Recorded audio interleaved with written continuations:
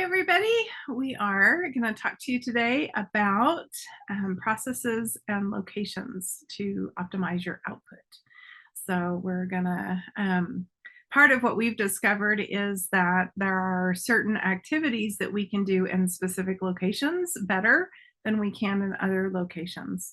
And we can kind of use that to our advantage, especially if we're trying to trick our brains into functioning in a way that they appear reluctant In my to do. case Yeah. in my case, it's not just the location, but it's my posture. Like, Mhm. I have figured out from public speaking or other things that I'm doing, that if I'm nervous, if I will, like, fake it with my body language, my mind will follow, and then I'll be alright. There's Mhm. sometimes it doesn't work, but, I have a video of me speaking somewhere, and my friend is watching it with me, and she's like, "You are all over that stage," and I'm like, "I'm looking for my comfort zone." Yeah. It's not up there, Yeah. It is nowhere to be found. and I'm going for it. Yeah. And then there's times where if I'm just like, I know I'm too laid back for what I'm doing, then I'll like sit up straight or stand up and, Mhm. be very businesslike and professional for a minute, and then I'm kicking into gear. Yeah. Yeah, definitely your posture has a lot to do with that. So, Yeah, and it's I just notice I'll do the same thing. It kind of depends on the tone I'm wanting for what I do is to, yeah. um, so and just like when I was presenting at a couple of conferences, virtually year or two ago, I wasn't sitting in this chair. I sat in my office chair and I, had to rig up a whole different setup. So I was sitting much higher and much more proper. And so to just kind of give that more professional, not that we obviously want to appear unprofessional here, but we're wanting to be more approachable kind of. So that makes a difference in and how you feel and also how other people, sense Mhm. how you're feeling and kind of the vibe you're giving off.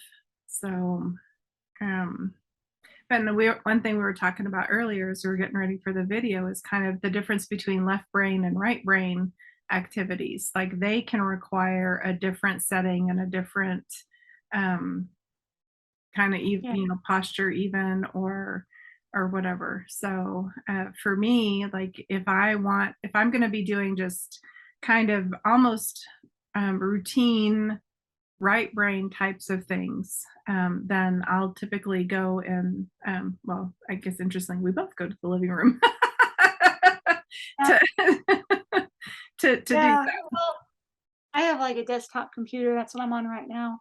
And Mhm. Alice and I were working on something, and I'm like, we got to the stage where we have to write copy, right? So I'm like, can't do this right here, right now. I'm gonna have to like go sit on the couch for a while, and Yeah, this is where I like do website tech work and yeah. all the other crap. All the left brain stuff, yeah.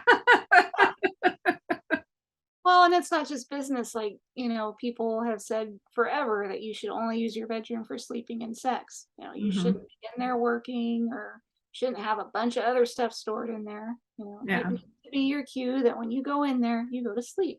Mhm. Yeah. And So there's this a is lot. just that, but business. Yeah. The business application for that. And I think the time of day also can be very significant. For me, I do a lot better, not super early in the morning, but kind of if there's kind of something that I really need to be on my game mentally for, then I do that in the mornings.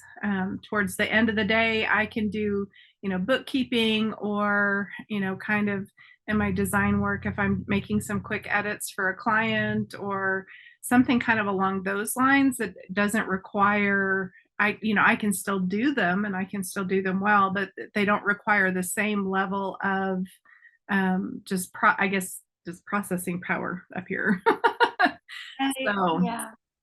I prefer doing my custom combo consultations in the morning because I feel like people get better out of me. It's not that I can't do them some other time, but Right. Yeah. if they're going to give me the luxury of doing this through email instead of booking an appointment with me at 2 o'clock in the afternoon, then Yeah. And for other yeah, and for you, like, that it might be later in the afternoon or midday or whatever. And for me, kind of the time of week also makes a big difference. And I think partly I've trained myself. Mondays is typically my kind of like my business back end kind of stuff. Although we mentioned in an earlier video, I've hired people to do some of that for me. So it's now become kind of like a business strategy day, or to kind of work on big projects and that kind of thing. So if I kind of can chunk my time that way, that's helpful to me. Mhm. So it becomes a process that I just know, and my expectation is, okay, hey, it's Monday, and this is what I'm doing. And I don't like taking Mondays off. So I never have. I mean, even when I was just an employee, Fridays off, that's fantastic. Mondays off, I cannot recover. I just can't seem to. Yeah, it's really weird. We've got a Monday coming up, Monday holiday, and Yeah, I love it because nobody expects much out of me, but I get a lot done. yeah, So yeah. I was gonna They're great. mention there's an app, and I can't flip through my phone. I have a zillion apps on my phone, but I think it's called Peak Time or something like that. Mm, And what it is you like tap the screen as fast as you possibly can at different times of the day, and it will figure out when you are at the top of your game. And you're there for like an hour, so you can actually plan your day and go, okay, this is super high stakes strategy stuff that I want to do at 10 a.m. in the morning or whatever time it is. mhm. Yeah, that's a So great. that's kind of cool. Yeah. What was the name of that app again? Peak Time? I think it's called Peak Time, but I Okay. I would have to find it again. Yeah, I haven't used it in a long time. You just put it on there and you tap for a few days and you're good. So, that's awesome. and you don't need it. Yeah.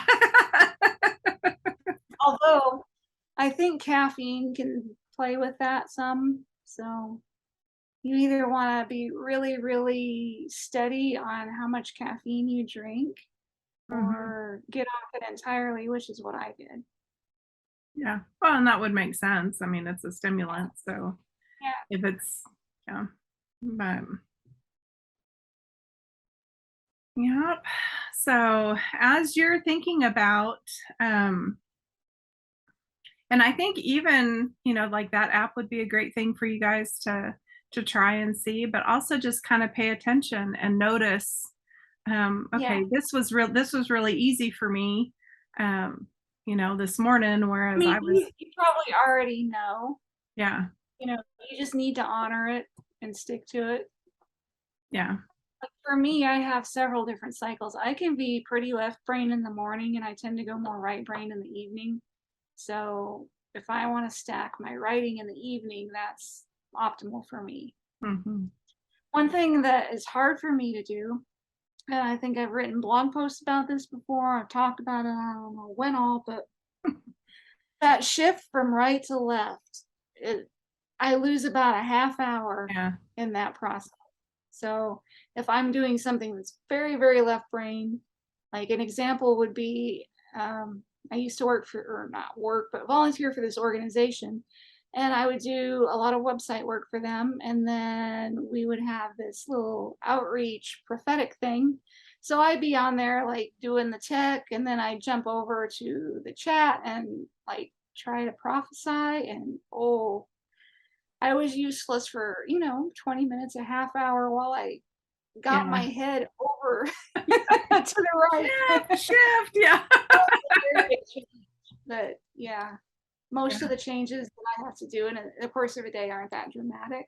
But yeah, it goes to show you do have to, like, if you're an accountant all day and then you are going to go, think you're going to do something spiritual, you're going to have, Mhm. you need a transition time. You need transition activities. Like, Yeah. if you want to go right, start listening to music, speaking in tongues all the way home, Mhm. something like that. Yeah. Even some like physical activity and that type of stuff. So Hmm. anything bilateral would help, well, it just in general helps both sides of your brain communicate better, but that can also be very powerful to help you shift. So I Yeah. think kind of, and we've talked about this in another video as well, just having those routines so your brain knows, oh, okay, we're about to do this kind of activity is Yeah. very, very helpful and powerful. So, and you can speed up those transition times, especially if you're doing something where you need to switch, back and forth, through Hmm. chunks of time, but Yeah. I would batch those as much as possible, yeah, though. absolutely. Cut that inefficiency down. Hmm. Yep. So, and even if it's, in the morning you're doing, one type of work and in the afternoon you're doing another after lunch, or, if you can do one day and then the next day doing something else, that, I think that would be ideal. But, but we don't always work under ideal circumstances. So Right. you deal with what you got. Yep. So, but So, also give yourself grace to, to recognize that, if you're not working under ideal circumstances, then don't expect ideal, yeah. um, you know, output from yourself. So, and it'll be okay. It'll be fine. So you don't always have to be at peak performance to succeed or to do well in your life or business. So, Yep. But you do want to give yourself the best shot. So if you can identify your peak mhm, time and identify your biggest things that you need to get done yeah. and do it then, or your most critical activities. Hmm. Yeah. Set yourself up for success as much as you can. Yep. And then the occasional times when you're not working under optimal circumstances aren't going to be as problematic for you. So because they'll be the exception, not the rule, which is good. Well, all righty. Well, we hope we've given you guys a lot to think about, and hopefully you can establish some good processes and maybe some different locations or positions or whatever to optimize all of your processes and production, all those activities. So, talk to y'all later.